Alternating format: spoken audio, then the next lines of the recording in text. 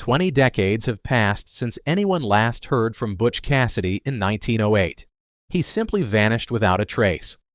However, he didn't actually die as everyone believed. He's been living discreetly for years in a small town in Bolivia, hidden under a new name, James Blackthorne. Now much older, wearied by the weight of time and after a solitary life in the middle of nowhere, he decides the time has come to return to the United States and confront the rest of his past. What drove him to make this decision? He discovered that someone who had once died of tuberculosis. The news hit him hard and made him reflect deeply. She meant a lot to him, and learning of her death awakened a feeling he thought he had forgotten. He sits down and writes a letter to a man named Ryan, who turns out to be his son. In it, he explains his intentions to return to his homeland. It is a crucial step. All this time, he's been raising horses, living a solitary existence, and letting life pass by calmly. Before leaving, he confides in Yana, his partner in Bolivia, that he will see her one last time before disappearing forever. Then he heads to an establishment called Poe, where he sells his horses and settles some pending matters. There he withdraws all his money from the local bank, buys a new suit, and sits down to play cards with some of the men who bought horses. He prepares for his return to the town.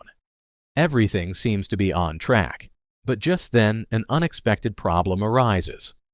On his way back, he spots a dead horse in the distance in the middle of the road. Curiosity drives him to stop, and as he examines the scene, someone surprises him. The stranger tries to take him, but Blackthorne resists and defends his animal no matter what. He shoots at the intruder, hitting the animal instead of the man, causing it to fall to the ground. Unfortunately, that reaction creates a commotion that spooks Blackthorne's own horse, which panics and flees, taking with it all the money it was still holding in its mouth. In this way, he ends up losing his entire fortune. It is revealed that the stranger is Eduardo Apodaca, a Spanish mining engineer, who claims to have thought Blackthorne was one of his pursuers. Night falls and both camp under a blanket of stars. Eduardo is nervous, especially when Blackthorne pulls out a knife. However, instead of attacking him, the man simply lets him go. Surprised and relieved, Eduardo takes a deep breath. We flash back to 1900, where a Butch Cassidy in the United States gets caught on a farm fence wire, struggling to reach his gun. Two men on horseback, armed and ready to shoot, approach quickly. Just in time, his partner Sundance Kid appears and manages to rescue him. Aware of the imminent danger, Butch proposes fleeing to South America in the hope of escaping the police. In the present, Eduardo desperately seeks out Blackthorne on multiple occasions with a very risky proposal. He confesses that he stole $50,000 from a wealthy Bolivian miner named Simón Patiño, and that he has it hidden in an abandoned mine. He offers Blackthorne a part of the loot if he helps him recover it. Having no money after the loss on the road, Blackthorne accepts, but only if he receives half. He warns Eduardo that every difficult step, every minute without water, and every sacrifice they face will be a debt to him. He also makes it clear that if he lies about the existence of the money, he will not hesitate to end his life. In this way, they cross the arid desert with Patiño's men, very close and only a day away. During a break, they stop at a canteen to resupply and buy ammunition. In front of the mine, where the money is supposedly buried, Eduardo begins to become paranoid. He suspects that Blackthorne might betray him and shoot him as soon as they have what they are looking for. He even points a gun at him that he secretly took from the canteen. Blackthorne remains calm, acting with ease and ensuring that the pistol is useless because he already removed the bullets. Eduardo backs off, although deep down, Blackthorne was only bluffing, never having touched the ammunition. They find the money as Eduardo promised, and just before they can breathe a sigh of relief, Patiño's group arrives. Blackthorne turns off the lights in the mine, and taking advantage of the darkness, they both flee with a messy but effective commotion, taking the loot. They then acquire inexpensive horses and ride to a cabin that Blackthorne secretly owns. While they rest, he begins to think about everything that has happened, about the friends he has lost, and about the years he will never get back.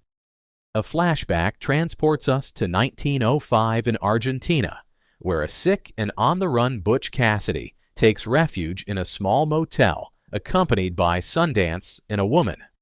The situation quickly becomes complicated when they are ambushed by the local police. A detective named McKinley begins interrogations, but the woman intervenes and with a gun manages to help them escape by a narrow margin. At the cabin, Yana arrives to say goodbye to Blackthorne. As a farewell gift, she gives him a pocket watch that she obtained in a card game. At first, she scoffs and calls it a simple foreign object, but eventually keeps it as a memento of him. She asks to spend the night, but she says she must return to her family. That same night, she silently returns to the cabin, seeking to share one last night with Blackthorne before leaving forever. The next morning, after that chaotic night, everything gets worse. Two women from the group who have been chasing Eduardo manage to find them and enter without warning. They seem to be only asking questions, but it is clear that they are not. One of them suddenly pulls out a hidden pistol and shoots, hitting Blackthorne. Yana reacts without thinking and shoots back, managing to wound one of them, although at the cost of receiving a mortal wound on her own body. With the shootout over, Eduardo shoots the last pursuer. The threat has been neutralized, but at a high cost.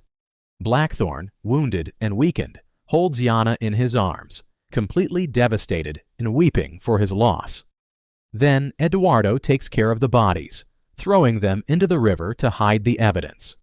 He also tries to heal Blackthorne's wound, mending him as best he can. Although both understand that time is not on their side, the rest of the group looking for them is still close, lurking in the shadows. In a distant memory, Bach is seen at a train station in Balacha, Bolivia.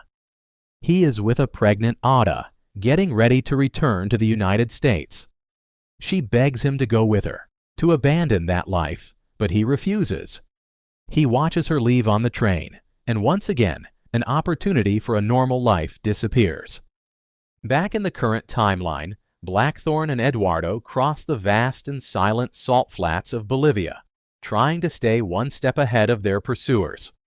Their plan is to reach the coast, where Blackthorne hopes to board a ship and return home. But luck is not on their side. The band chasing them quickly blocks their way in the open desert. Knowing what is coming, Blackthorne tells Eduardo to take the strongest horse and all the money and flee in another direction while he distracts his pursuers. Eduardo hesitates but finally rides away, leaving Blackthorne to face the threat alone. Two men chase him, shoot and knock down his horse, but before they can reach him, Blackthorne uses his deadly aim, eliminating the attackers one after another. Elsewhere, Eduardo is also in trouble. He manages to kill one of the pursuers, but his pistol runs out of bullets. When a man approaches, determined to shoot, Eduardo counterattacks with a knife and manages to finish him off.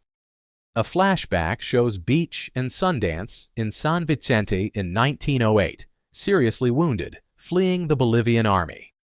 Somehow, the soldiers believe their bodies are dead, and they manage to escape detection. In the present, Blackthorne collapses exhausted in the salt flats, weak and wounded. He is found by a local farmer who takes pity on him and takes him to a small doctor in Tupa. The doctor recognizes Blackthorne's identity and secretly contacts an old Pinkerton detective, McKinley, who now lives in retirement in Bolivia. McKinley comes to see him and confirms his suspicions. Indeed, it is Butch Cassidy. He always believed that the bodies they buried in San Vicente were not his, and now he has the proof.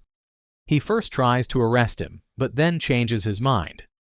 Instead of handing him over, he returns his gun and helps him escape. Shortly after, Meninle discovers new details about Eduardo and the stolen money. It turns out that those $50,000 did not come from a wealthy businessman, but from a mining cooperative of poor Bolivian families who had taken over the mines to survive after years of exploitation and poverty. McKinley cannot believe that such an important story has been lost. The news was spreading throughout the country. He tells Blackthorne that as the real Butch Cassidy, that would never have been in his hands. Blackthorne, still pained, recalls his confrontations, his struggle to survive, and the lives he could save. Now he understands that many of his adversaries were not really bad, but people who were only trying to defend their community. Despite the disappointment, McKinley decides not to report him. In another past memory, Sundance is dying. In his poor and weakened state, he asks Butch to perform a terrible act in that moment of pain. With a heavy heart, B fulfills his last wish and takes the life of his closest friend. Moved by all the events and by the true story of the stolen money, Blackthorne crosses the Andes with the firm intention of finding Eduardo. The Bolivian army and the miners are approaching quickly and time is running out. When he finally finds Eduardo, he demands an explanation. He admits that he took the $50,000, but not from an oligarch, but from an impoverished mining community in Bolivia. The truth is, those funds came from families seeking to survive after years of exploitation. Furious, Blackthorne shoots him in the leg, depriving him of the ability to flee. He makes it clear that he doesn't care who the money belonged to, but that lying, killing, and dragging that story make him a criminal. He shoots him in the leg, not to kill him, but so that he understands the seriousness. Lying and crime have limits, and he would not cross them. He orders him to take the gun and leave him there with the money and to flee immediately as the army is approaching imminently. In a matter of minutes, they arrive and end up executing Eduardo in Blackthorne's presence. The army, along with McKinley, continued their pursuit in a remote area of the Andes, but the commander, annoyed by the help McKinley gave, abandons him in the desert without a horse. In the final moments, Blackthorne is seen alone contemplating the mountains. He is exhausted, but his mind travels through old memories, friends of yesteryear, happy times, opportunities he let pass. He turns around, gives one last look in the distance, and perhaps in an act of hope seeks to close that chapter or simply rest at last. The moral is clear. Running from oneself only prolongs regret. Confronting one's own history with honesty and courage offers the only possibility of recovering dignity and finding peace.